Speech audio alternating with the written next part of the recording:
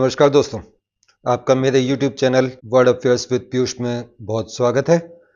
दोस्तों, जो अमेरिका के विदेश मंत्री हैं, यानी कि जिनको वहाँ की लैंग्वेज में कहा जाता है सेक्रेटरी ऑफ स्टेट, वो निकल पड़े हैं पनामा की यात्रा पर। अमेरिका के राष्ट्रपति डोनाल्ड ट्रंप ने कहा था कि मैं टैरिफ लगाऊंगा दूसरे देशों के ऊपर जो अमेरिका के साथ ट्यून होकर नहीं चल रहे हैं, और जितने भी इलीगल इमिग्रेंट्स हैं अमेरिका में उन सबको बाहर निकालूंगा। लेकिन इसके साथ साथ उन्होंने एक बात और कही थी कि जो पनामा नहर है, उस नहर के ऊपर अमेरिका दोबारा कब्जा करेगा अपना, क्योंकि वो नहर अमेरिका ने बनाई थी।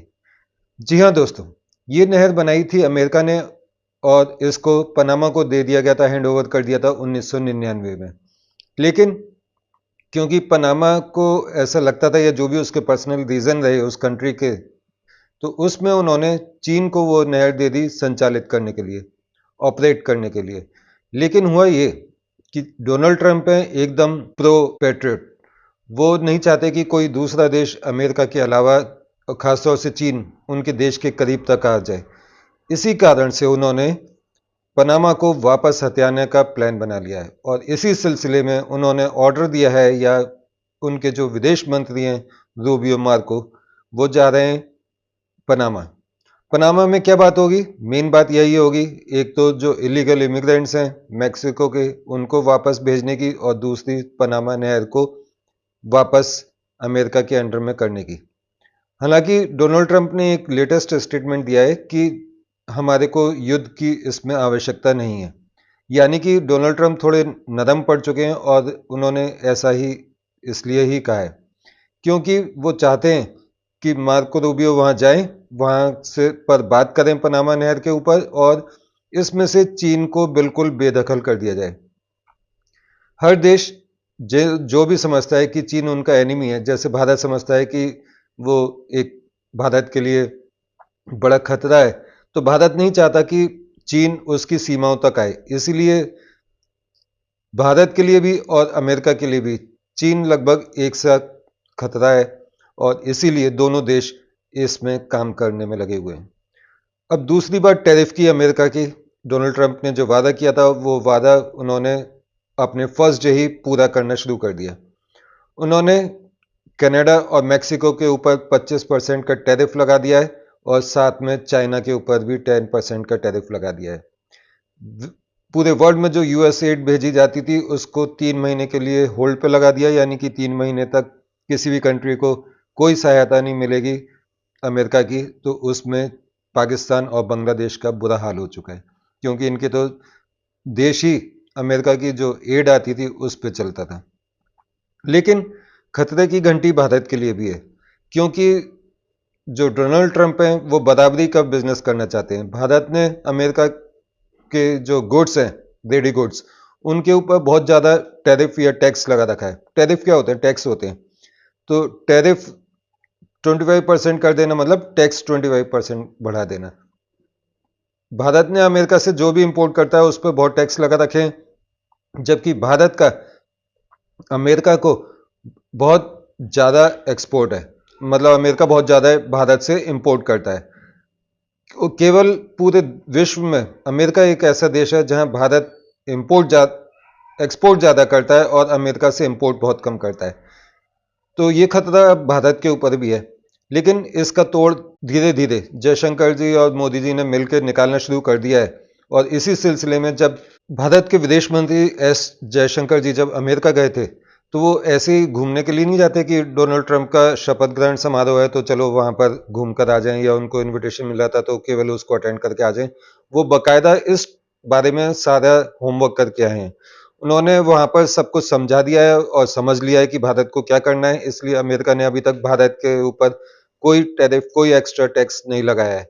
लेकिन जहां तक इमिग्रेंट्स, इंडियन इमिग्रेंट्स की बात है, इलीगल इंडियन इमिग्रेंट्स, तो उनको जयशंकर जी ने कहा है कि ठीक है, हम उनको लेने को तैयार हैं, लेकिन आप उनको इज्जत भारत को भेजिएगा। तो ये 8,000 की संख्या है।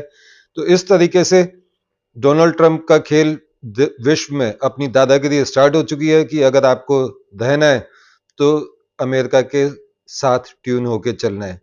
एक और उनका जो स्टेप है, टारगेट, वो है ग्रीनलैंड। और ग्रीनलैंड का जब से उन्होंने कहा है कि अगर बाय हुक और बाय क्रुक हम इसको ले लेंगे, तो इस सिलसिले में जितना भी यूरोप के देश हैं वो उनकी हवा निकल चुकी है। उनको लगता है कि आज ग्रीनलैंड तो कल को हमारा भी नंबर आ सकता है, क्योंकि डोनाल्ड ट्रंप का कोई भरोसा नहीं। तो सारे देश, यूरोप के सारे देश एकजुट हो गए हैं और उन्होंने ग्रीनलैंड के लिए अपनी एकजुटता दिखाई है। यहाँ तक कि फ्रांस ने तो ये भी कह दिया है कि अगर ग्रीनलैंड को बचाने के लिए फ्रांस के मिलिट्री की ज़रूरत है तो हम उसको देने को तैयार हैं। तो पूरे विश्व में समीकरण बन रहे हैं नए। सरकार आई है अमेरिका में नई, लेकिन एक्सपीरियंस पहले पिछले 4 साल पहले भी वही थे, तो उनको काफ़ी एक्सपीरियंस है इस मामले में।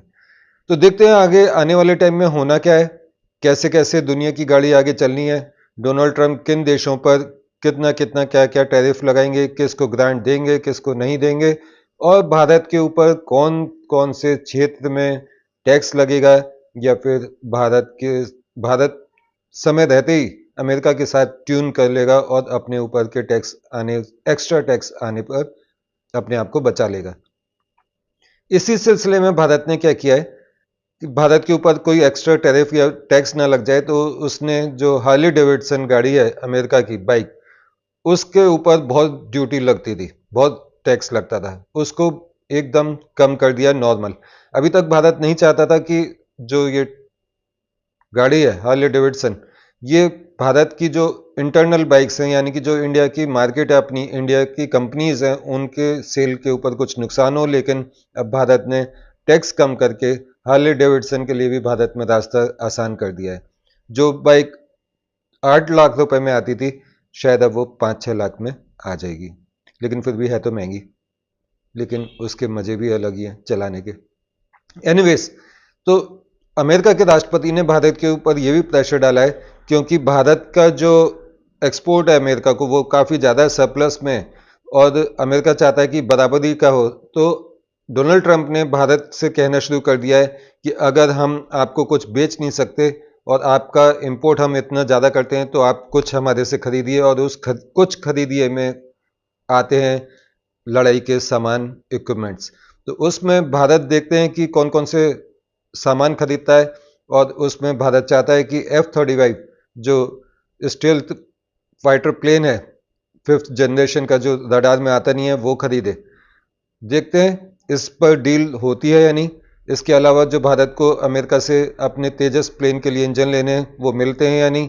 आगे क्या क्या होता है ये हम देखेंगे अगले वीडियोस में।